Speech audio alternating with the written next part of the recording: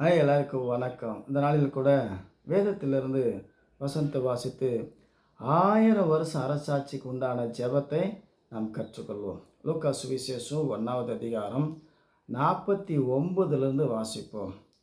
வல்லமை உடையவர் மகிமையானவர்கள் எனக்கு செய்தார், அவருடைய நாமம் பரிசுத்தம் உள்ளது. அவருடைய இரக்கம் அவருக்கு பயந்தவர்களுக்கு தலைமுறை தலைமுறைக்கும் உள்ளது. தம்முடைய புயத்தினாலே பராக்கிரமம் செய்தார், இறுதி சிந்தையில் அகந்தை உள்ளவர்களை சிதறடித்தார். பலவானை ஆசனத்திலிருந்து தள்ளி தாழ்மை உள்ளவர்களை உயர்த்தினார். பசி உள்ளவர்களை நன்மையினால் நிரப்பி ஐஸ்வர்யம் உள்ளவர்களை வெறுமையாய் அனுப்பிவிட்டார். தம்முடைய பிதாக்களுக்கு அவர் சொன்னபடியே அபிரகாமுக்கும் சந்ததிக்கும் என்றென்றைக்கும் இரக்கம் செய்ய நினைத்து தம்முடைய தாசனாகிய இஸ்ரவேலை ஆதரித்தார். ஆகவே இது மரியாளுடைய ஜெபம். மரியாதை போல் நாம் ஜெபிக்க கற்றுக்கொள்ளணும். இது 1000 வருஷம் அரசாட்சிக்கு ஆளுகைக்கு முன்னோடியான தீர்க்க தரிசனமாய் சொல்லப்பட்ட ஜெபித்த ஜெபம். எப்படி மரியாள் இயேசு கிறிஸ்துவனுடைய வார்த்தையை ஏற்றுக்கொண்டு, தேவதூதனுடைய வார்த்தையை ஏற்றுக்கொண்டு இயேசுவை கற்பந்தரித்து பெற்றெடுக்க மரியாளுக்கு என்ன வாக்கு தத்துவம் சொல்லப்பட்டதுன்னா, அதே அதிகாரத்தில் லூக்கா சுவிசேஷம் 1வது அதிகாரம் 32, 33வது வசனத்தில் அவர் பெரியவராக இருப்பார், உன்னதமானுடைய குமாரன் எனப்படுவார், கர்த்தராகிய தேவன் அவருடைய பிதாவாகிய தாவீது சிங்காசனத்துக்கு அவருக்கு கொடுப்பார், அவர் யாக்கோபின் குடும்பத்தார் என்றென்றைக்கும் அரசாளுவார், அவருடைய ராஜ்யத்துக்கு முடிவராது. மரியா அந்த வார்த்தை ஏற்றுக்கொள்வதற்கு என்ன காரணம்னா, என்னுடைய குமாரன் ராஜாவாக இருப்பார், தாவீதின் சிங்காசனத்தை சுதந்திரிப்பார்.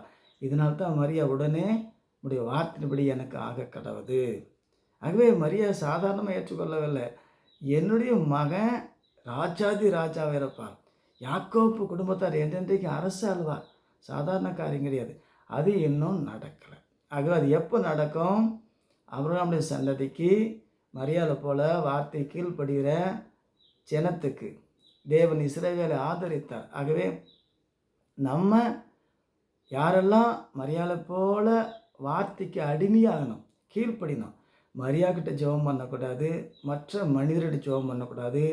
வேளாங்கண்ணிக்கிட்டேயோ, பாத்தி அக்கா கிட்டேயோ, லூர்து அக்கா கிட்டேயோ, இன்னும் அன்னம்மா அக்கா கிட்டேயோ, பொன்னம்மா கிட்டேயோ, அந்தோணி சாமிக்கிட்டேயோ, லூர்து சாமிக்கிட்டேயோ, சிவத்தியான் சாமிக்கிட்டேயோ இவங்ககிட்டலாம் ஜெபம் பண்ணக்கூடாது. இவங்கெல்லாம் ஜெபத்துக்கு பதில் தர மாட்டாங்க. ஜெபம் பண்ணுறது எப்படின்னு மரியாதை சொல்லி கொடுக்குறார். அவருடைய இரக்கம் அவருக்கு பயந்தவர்களுக்கு, யாருக்கு? இயேசுவுக்கு பயந்தவர்களுக்கு தலைமுறை தலைமுறையாய் உள்ளது. அப்போ அந்த ஜெபத்தில் என்ன சொல்லணும்? தம்முடைய புயத்தினாலே பராக்கிரமம் செய்தார், இறுதி சிந்தையில் அகந்தவர்களை சிதறடித்தார். யாரெல்லாம் மூலிகை ஞானஸ்தானம் எடுக்கலையோ, இயேசு கிறிஸ்து நாமத்தில் மூலிகை ஞானஸ்தானம் எடுக்கலையோ, அவங்க சிந்தையில் அகந்தை உள்ளவர்கள், அவர்களை சிதறடிப்பார். ஆகவே இயேசு கிறிஸ்து நாமத்தில் ஞானஸ்தானம் எடுத்து மரியாதை போல வார்த்தை கீழ்ப்படியும் போது தேவன் என்ன செய்கிறாரு? பலவான ஆசனத்தில் தள்ளி தாழ்மை உள்ளவர்களை உயர்த்துகிறார். தாழ்மையாய் மேன்மையாய் வாழ்வதற்கு தாழ்மையாய் இந்த வார்த்தை சொல்லுகிறபடி தண்ணீரில் முழுகணும். அப்போ தான் என்ன செய்து பலவானை தள்ளுகிறார், தாழ்மை உள்ளவர்களை உயர்த்துகிறார். தேவனுடைய வாக்கு தத்துவம். பசி உள்ளவர்களை நன்மையால் நிரப்பி ஐஸ்வர்யம் உள்ளவர்களை வெறுமையாய் அனுப்புகிறார். இப்போ ஆள்றாங்க இல்லையா, பணக்காரு வசதியானவர்கள் ஆள்றாங்க இல்லையா, அவங்களை வெறுமையாய் அனுப்பி விடுவார். ஏன்னா அவங்களுடைய அறிவு ஞானம் புத்தினால தலைமுறை தலைமுறையாய் வாழ முடியாது. தேவன் தான் தலைமுறை தலைமுறையாய் நிரப்புகிறவர்.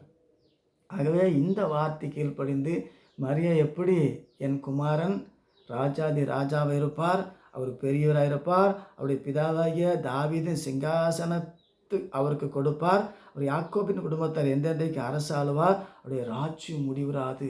மரியா சாதாரண ஏற்றுக்கொள்ளவில்லை தேவனுடைய வார்த்தையை. என் மகன் ராஜாவாக இருப்பான், யாக்கோபின் குடும்பத்தை அரசாளுகிற சந்ததியாக இருக்கும் என்று சொல்லி இந்த வாக்குத்தத்தை புரிந்து கொண்டு விசுவாசித்து ஏற்றுக்கொண்டாள். ஆகவே நம்ம இன்னைக்கு மரியா கிட்ட ஜெபம் பண்ணாமல் மரியாதை போல இயேசு நாமத்தில் தேவனுடைய வார்த்தையில் பிதா கிட்ட ஜெபம் பண்ணும்போது இயேசு நமக்குள்ளே இருப்பார், நமக்குள்ளே இருந்து நம்மளை ராஜாவாக்குவார். அவர் உன்னதமான தேவனுடைய குமாரன். இயேசு ஏற்றுக்கொண்டால் நம்ம தான் குமாரர்கள் குமார்த்திகள். ஆகவே தேவனுடைய வார்த்தையை புரிந்து அறிந்து தெரிந்து நம்ம என்ன செய்ய போகிறோம்? தேவனுடைய வார்த்தையை விசுவாசித்து மரியாதை போல ஜெபம் பண்ணி இறுதி சிந்தையில் அகந்தவர்களை இப்போ யாரெல்லாம் வார்த்தைக்கு விரோதமாக எழும்பிக்கிட்டு மரியாக்கிட்டு ஜெபம் பண்ணுறதை இறுதி சிந்தையில் அகந்து உள்ளார். ஆகவே வேதம் சொல்லுகிறபடி நம்ம ஜெபித்து ஜெயம் பெற வேண்டும். ஆகவே வேதத்தை பகுத்தறிவோடு புரிந்து கொண்டு வேதம் சொல்லுகிறபடி மரியா ஜெபம் பண்ணது போல் நம்ம இயேசுக்கிட்ட ஜெபம் பண்ணணும். அப்பொழுதுதான் என்ன சொல்கிறாரு? பலவானை தள்ளி தாழ்மையை உயர்த்துவார். ஐஸ்வர்யவான்களை பணக்காரனை பிச்சைக்காரனாக்குவார், பிச்சைக்காரனை பணக்காரனாக்குவார். தாழ்மை உள்ளவர்களுக்கு அதிகாரம் ஆளுகை தருவார்.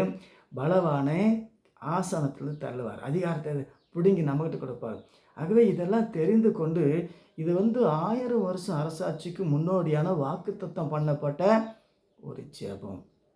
ஆகவே தேவனுடைய வார்த்தையை வழங்கிக் கொள்வோம். நாம் மரியாதை போல ஆவியில் நிரம்பி ஜெபித்து தேவனுடைய வார்த்தையை விசுவாசிப்போம். இதெல்லாம் விசுவாசிக்காவிட்டால் இறுதிய சிந்தல் அகந்தவர்களை சிதறடிப்பார். ஆகவே நாம் இந்த ஜெபத்தை கற்றுக்கொண்டு செய்து சீக்கிரமாக 1000 வருஷம் அரசாட்சிக்குள்ள தேவன் நம்மளை நடத்துவார். அதை விசுவாசிப்போம். கர்த்தர் விசுவாசித்தால் தேவ மகிமையை காண்போம், தேவனுடைய மகிமையை காண்போம், ஆளுகை செய்வோம், அதிகாரத்தை பெற்றுக்கொள்வோம். கர்த்தர் உங்களை ஆசீர்வதிப்பார். மீண்டும் சந்திப்போம். வணக்கம்.